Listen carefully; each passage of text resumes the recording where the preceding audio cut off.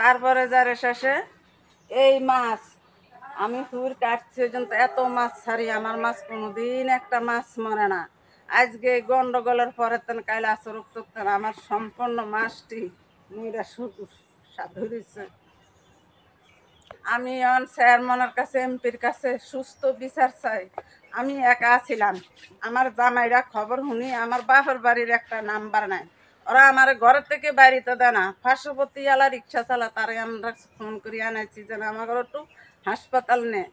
যেই দারোগার কাছে ফোন দরখাস্ত দিছি সকালে, আমি ওই দারোগার কাছে 2-3 বার কল দিছি, স্যার আমার ঘরে বাঁচান বাঁচান। স্যারে কত আমাকে কি লোক নাই? আমি কইছি না আমাকে কোনো লোকে নাই।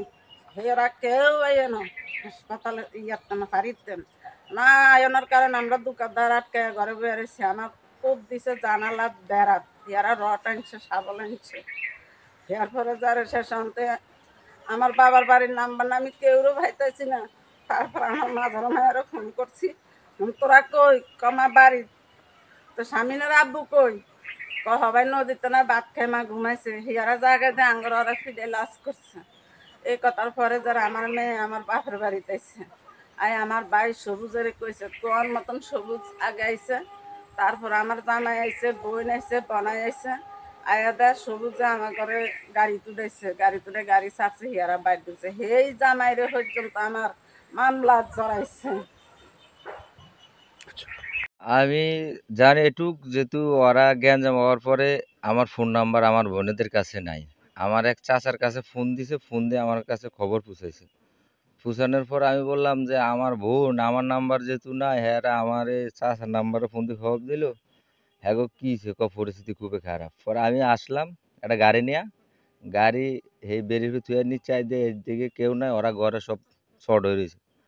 পরে একবার আমি ধরে ধরে নিয়ে নিয়ে একজন একজন করে গাড়ি উঠাইছি, উঠাই নিয়ে হাসপাতাল ভর্তি করছি।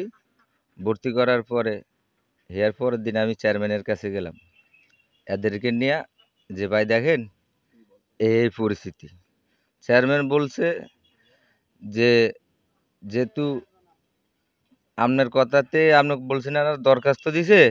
পরে দারোগারে ফোন দিছি, দারোগা তো আর গেল না। দারোগা যাওয়ানোর পর ওরা ওইভাবে অগোপে হাঙ্গামা করলো।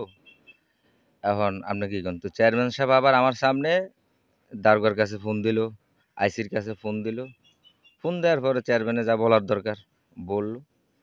পরে আবার হেরা মামলা দিল। মামলা দেওয়ার পরে চেয়ারম্যানে আবার কইলাম যে ভাই হেরা তো মামলা দিছ না, আমরা কি করুম? চেয়ারম্যান বলছে যে তোমরা মামলা দিও না, আমার মামলা পছন্দ না, যাও। হেরা মামলা দিছে যেহেতু তোমরা একটু 2 দিন চেপে থাকো, পরে দেখি কি করা যাবে। এই কথার রইলাম। আমরা এখনো কোনো মামলা মকদ্দমা কোনো হইচই রইরে আর কারোর সাথে কারো কোনো কথা নাই। হ্যাঁ এই বাসায় মামলা দিছে, এই বাসার লোক 2 জনের নামে। তাইলে আমার 7টা লোকের নামে হেরা মামলা দিল। আমার অন্য অন্য যে লোকের নামে মামলা দিছে 2জন লোক ঢাকায়, 2জন লোক হইলো হ্যার শ্বশুর বাড়ি, হ্যার নিজের বাড়ি অন্য জায়গায়। তাহলে আমাদের লোক আসলো পরে। হেরা এর বাড়ির সামনে 10 থেকে 15 মিনিটের পথ আইসা এই জায়গায় গন্ডগোল করে গেছে। তো যাওয়ার পরে যাক, হেরা নিজেরা বিগত দিন ওই আরো ইয়ে হয়েছে, ফয়সালা হয়েছে।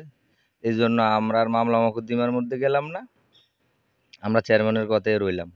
এখন আমার প্রশ্ন হইল, আমাদের লোকজনের মামলা দিয়ে এরা হয়রানি করে হারাক রাইকা, এই যে এরা মাছের চাষ করে পুষ্কুনিতে লক্ষ লক্ষ টাকা ঋণ নেয়া, বিগত দিন চাষ করতেছে, এভাবে কোনো মাছ মরার কোনো পরিস্থিতি ছিল না।